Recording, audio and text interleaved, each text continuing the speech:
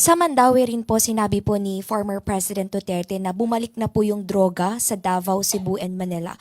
Marami na ring mga tambay ang na-hold up at mga nasasaksak. Reaction po dito. Davao, including Davao City?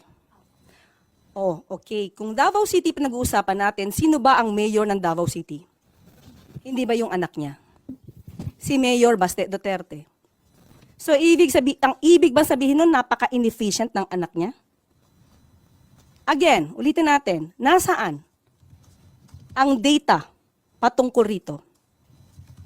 At tandaan natin, nung panahon niya, at least ngayon may record kung may namamatay, nung panahon niya, merong bang nare-record doon sa mga biglang nawawalang mga tao?